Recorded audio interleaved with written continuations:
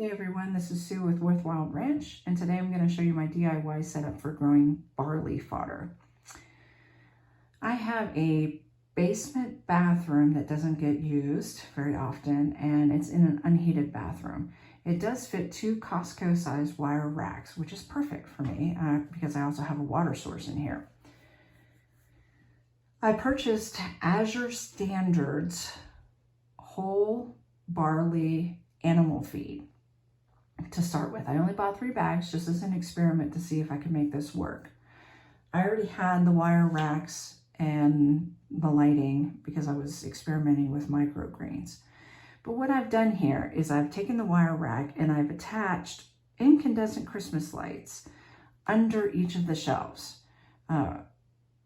Only the top 3 are actually being used though, with the lights being turned on. This is my heat source for germinating the seeds. Each of the lights is attached to the shelf using a small zip tie. And I've done that so that the lights stay up underneath the shelf and they don't dangle down and they don't stick up. I found that sometimes when they stick up, when you're pushing a tray, they kind of get caught.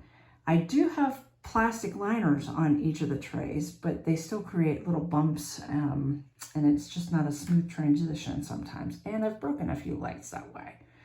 These are indoor-outdoor Christmas lights, but because there are still wires, and you can see that there's a connection right there, you know, it is possible water can get in there and cause some problems.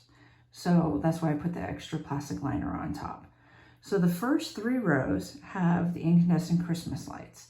There are no grow lights because barley seeds germinate better in blackout. There's research out there, and I've shared it online, that blue light impedes germination.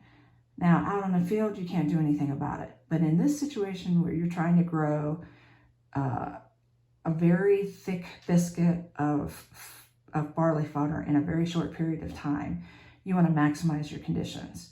So you need to have the warmth to germinate the seeds. You need to control your moisture, which I have a dehumidifier here that I set at 40%. You can do a little bit less, but you don't want much more, especially in your house. You don't want to be growing any kind of mold, but you also don't want the mold growing on your fodder. I also have USB CPU fans, 2 per shelf. This creates circulation to help with the mold growth as well. All of my lights are on a little timer system so that they get 16 hours of light. The lights that I have are Barirna full spectrum LED grow lights. I have tried shop lights because they're cheaper. And while they do work, there's a limitation. You're better off having the full spectrum because, again, you're trying to maximize how much fodder you produce in a very short period of time. The better quality the light, the better quality your fodder is going to be. So I have 3 rows of those grow lights. Honestly, you can probably get away with 2. I just happen to have these from working with microgreens. This shelf is a little bit different. This shelving system has flood trays, and this is a new purchase for me. We found that when the fodder gets to be 4, 5, 6, 7 days old, it's really heavy and it completely fills the 10-20 trays. So it's very hard to water them without water going everywhere. It was just incredibly messy. So these flood trays, they are expensive at $89 a piece. But what I'll be able to do is attach inlet and outlet ports. And eventually I'll be able to automate this as well. But the idea is to pour enough water in there, flood it, let the roots soak up some of the water, and then drain the excess water. The shower is right next to it, so I'll be able to run the hose directly in there. The other thing that is really important to this, in my opinion, is your trays. We are using 10-10 trays inside of a 10-20 tray. Now, many people just do the 10-20 tray, and that's perfectly fine. But for us, it was just easier to get the stuff out of the basement using these smaller chunks because we can throw them in a bucket. or in a bin. It's called a 10-10 because it's 10 inches by 10 inches, and this is called a 10-20 because it's 10 by 20 inches. So 2 of these fit into each one of these trays. But I also purchased something else, and this was kind of an accidental purchase.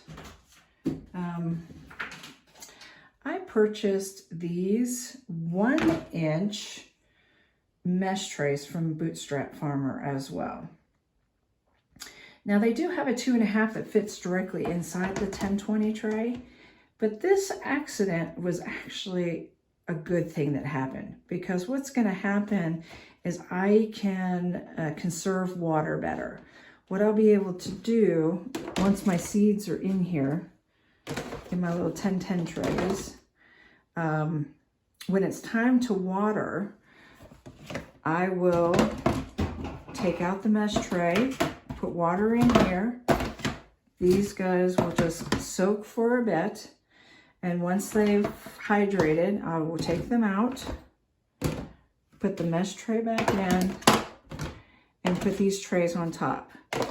What will happen is any excess water will drain back down into the bin. One, I can reuse the water that's down here in this tray a few times. You have to be careful about using water between different trays, because if you get mold that grows in one of them, then you can spread the mold to other trays. But if I'm only reusing the same water for this tray, it's less of a problem. So then when it's time to go for my second watering, I just reverse this process again.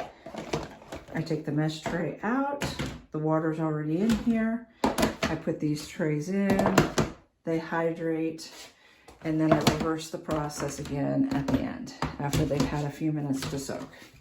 You'll see this all in action later on.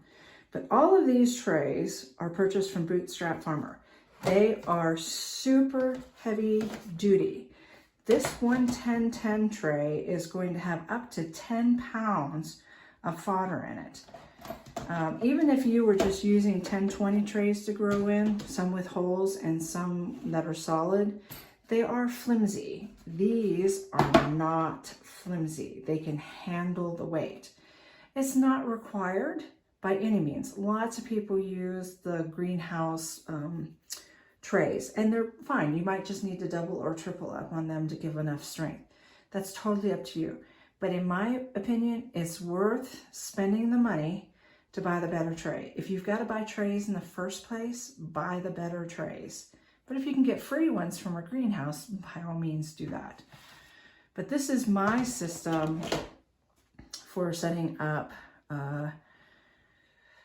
my seeds and draining in between, because you don't want your roots to stay wet in between. That's when you're going to get root rot, and that's when you're going to start growing fungus. So I think this little accidental purchase of the wrong size mesh tray is going to come in handy. So this is the general setup. I have all my trays ready to go. And I have my blackout domes that I'll use for the first 3 days. So tomorrow's edition will be me putting in my seeds into these trays that have soaked overnight. So until then, have a good day.